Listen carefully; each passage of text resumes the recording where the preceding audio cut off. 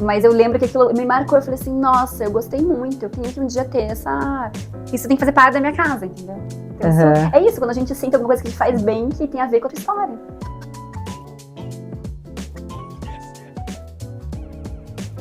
Bom, eu sou Mariana Canê, trabalho com fotografia dentro do mercado de arte.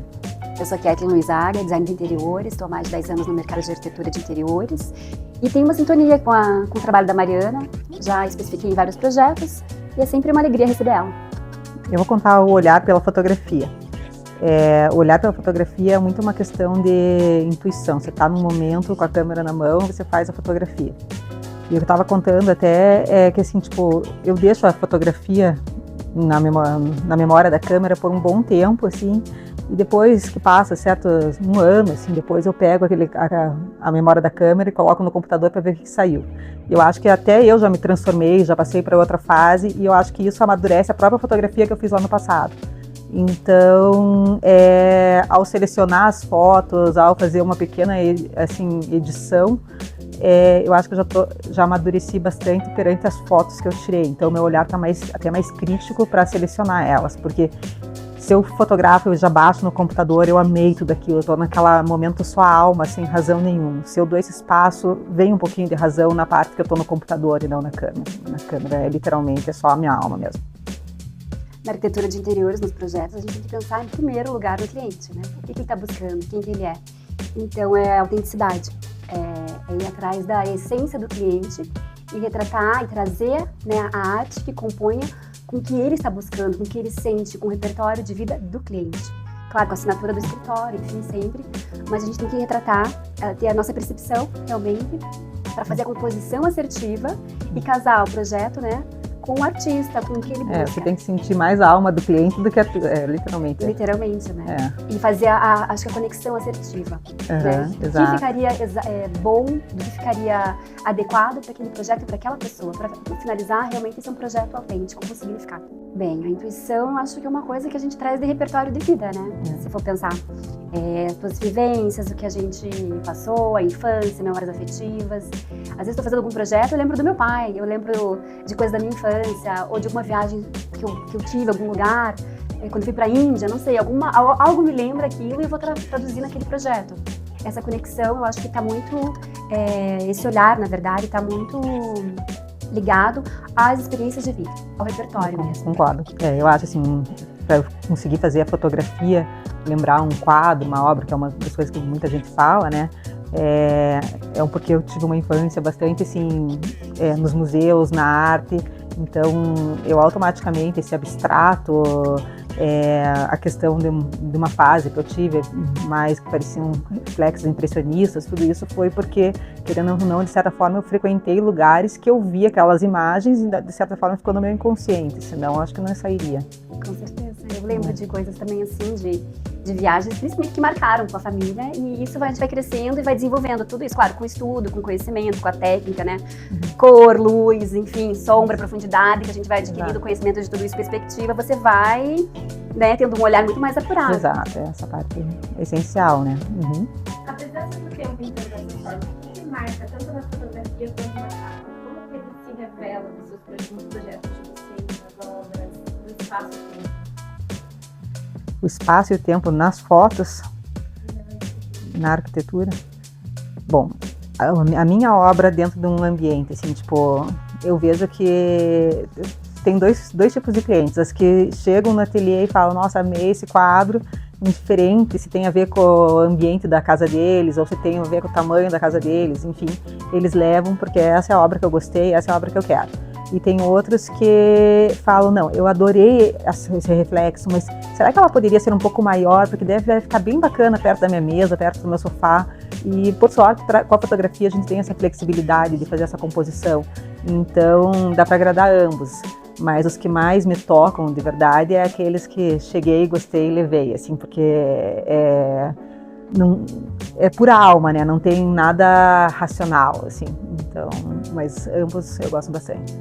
São questões, igual você falou, de segundos, né? Porque eu já tive momentos que eu vou tentar te mostrar porque eu já perdi, assim. Eu já tive momentos que eu tô num lugar, nossa, quanto reflexo bonito.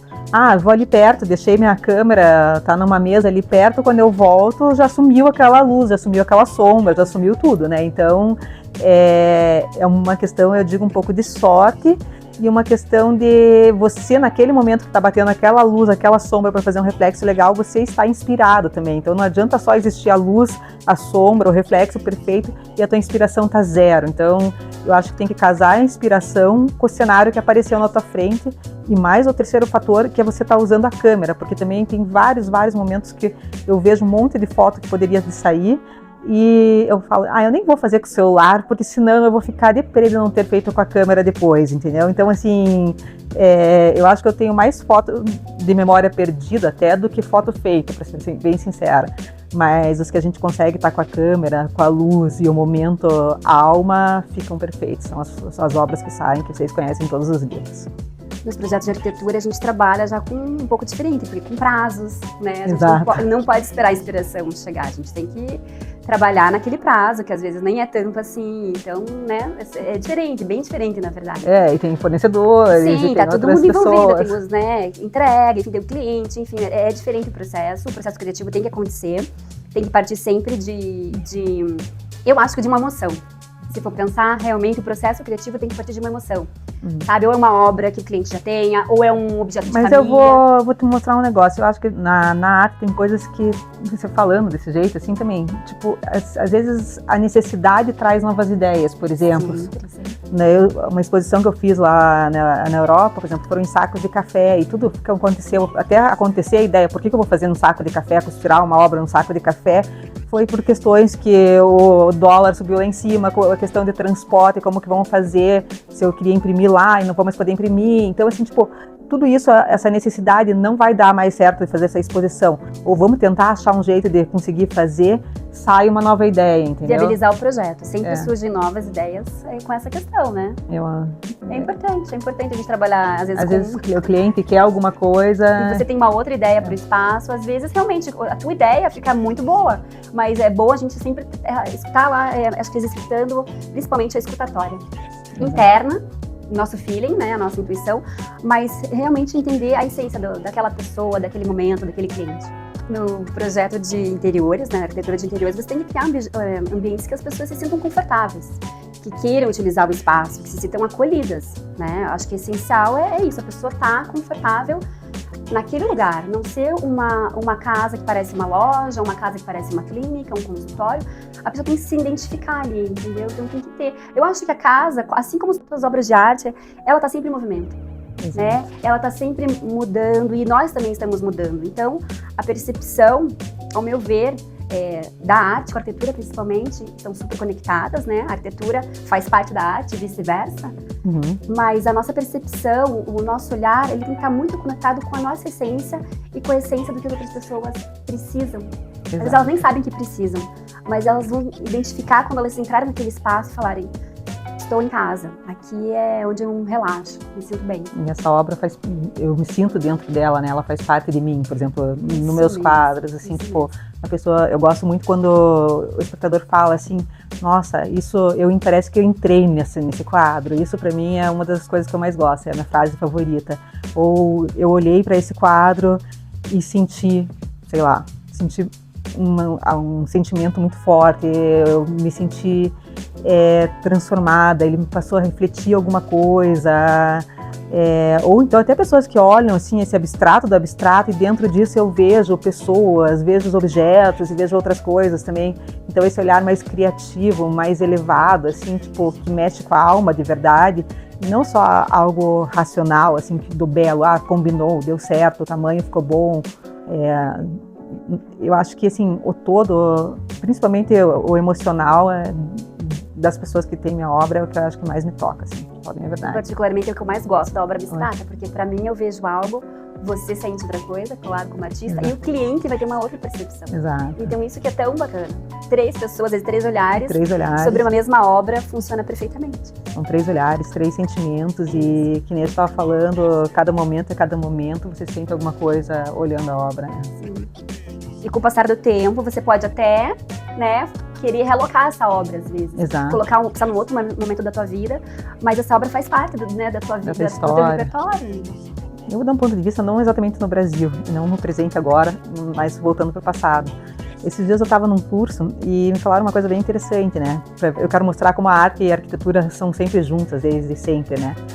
Se você volta lá no Renascimento, as pinturas já eram direto na parede de uma igreja, nas paredes, né, de castelos, etc. Então, a pintura, a arte, já faz parte da arquitetura desde sempre.